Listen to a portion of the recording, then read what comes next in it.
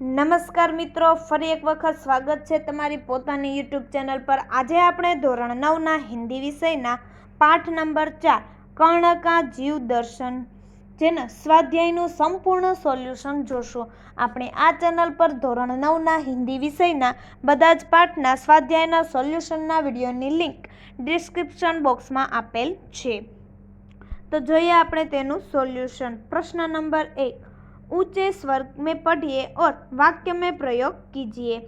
જોઈએ नंबर 1, अत्यंत लभ्य तो बहुत थोड़ा।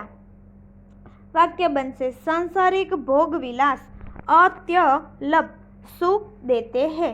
नंबर 2, चाकचिक्य चमक चाक 14। वाक्य बनसे देहाती मित्र मुंबई की चाकचिक्य पर मुग्ध हो गया। नंबर 3, कनकाम सुन हले। वाक्य बनसे राजमहल के कनकाम शिखर हमारा ध्यान किया। नंबर 4, तपह क्षीण तो प्रभावहीन। वाक्य बनसे साप के प्रभाव से मुनि तुरंत तपह क्षीण हो गए। नंबर 5, कलेश कष्ट वेदना। वाक्य बनसे पुत्र के अनुचित व्यवहार से पिता को बड़ा कलेश हुआ। नंबर 6, झंझावात तूफान। वाक्य बनसे बर्फीले झंझावातों में भी हमारे सैनिक देश की रक्षा करने में डटे हुए हैं। त्यार पछी जोया नंबर 7, फरनी बंद नागपास। वाक्य बनसे पता नहीं संकट के इस करनी बंद से हमें कौन छुड़ाएगा।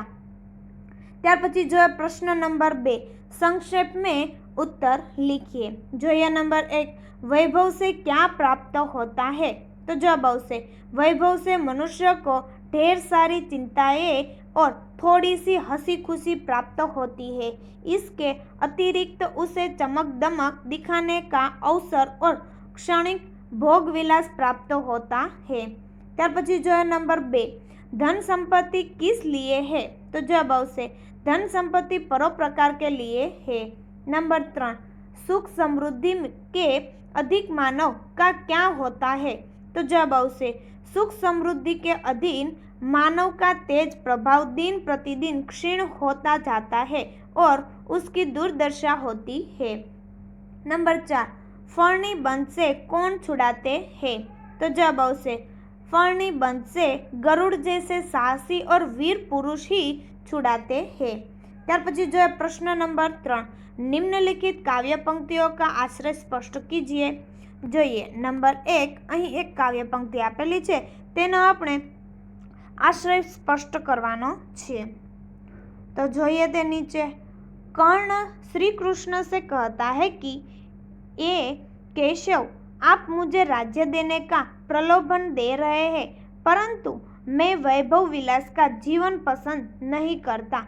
मुझे अपनी कोई चिंता नहीं है, मुझे दान देने में रुचि है, इसीलिए मैं केवल यही चाहता हूँ कि मैं गरीबों को हमेशा दान देता रहूँ और उनके दुख दूर करता रहूँ।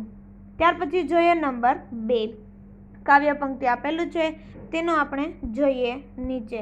नंबर 2 में कर्ण श्री कृष्ण से कहता है कि इस समय मेरी स्थिति गरुड़ पक्षी के समान है, मुझे राजमुकुट नहीं पहनना है। इस समय दुर्योधन भारी संकट में है, युद्ध रूपी नागपास ने उसे जकड़ रखा है। मुझे दुर्योधन के इस नागपास को काटना है, दुर्योधन को युद्ध में विजय दिलाना है, मुझे गरुड़ की तरह अपना दायित्व निभाना है। त्यार पछी जो प्रश्न नंबर 4, टिप्पणी लिखिए। नंबर 1, कर्ण की अभिलाषा।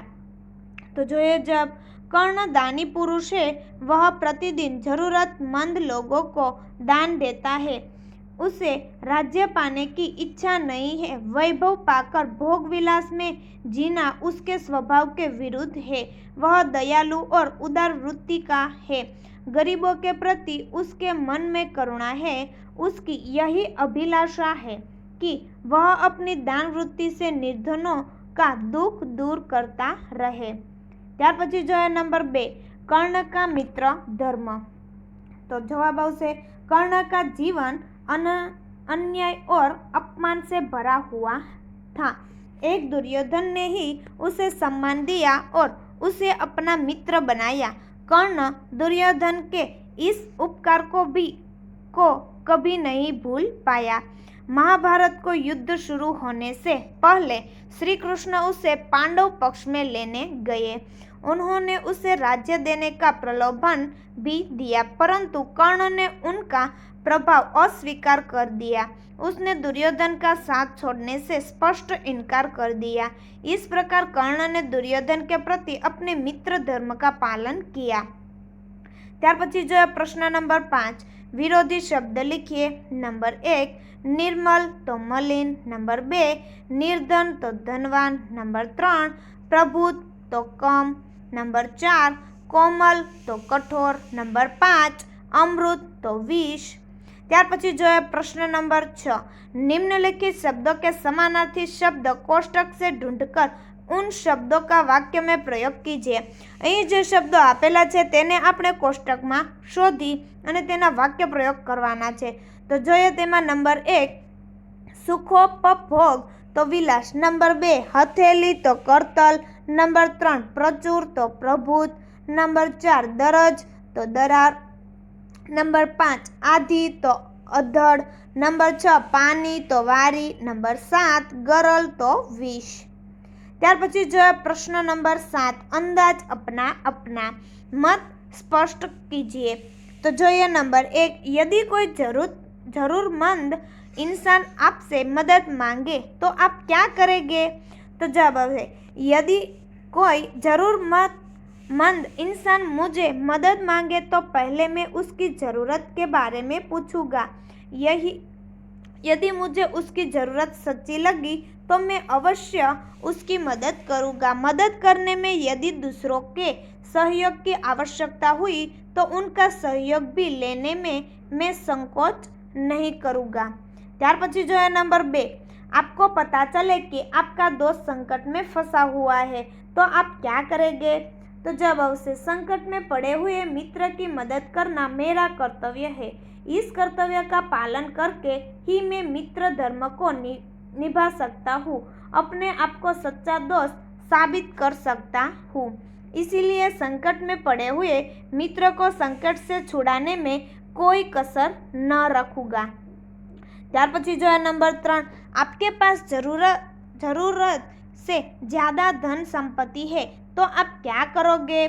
तो जवाब से, अपने पास जरूरत से ज़्यादा धन संपत्ति होने पर मैं उसका उपयोग परोपकार में करूँगा।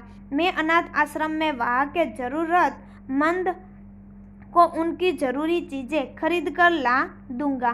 प्यासों के लिए प्याऊ बनवाऊँ और गरीबों को अन्न दान दूँगा। इस प्रकार अपने पास ज़रूरत से ज़्यादा धन संपत्ति होने पर मैं उसका उपयोग दूसरों के दुख दूर करने में करूँगा। तो आ विडियोनी लिंक तमे तमारा मित्रों और दोस्तों ने जरूरथी शेर करजो। फरी मळीशुं आपणे पाठ नंबर 5 ना संपूर्ण सोल्यूशन साथे।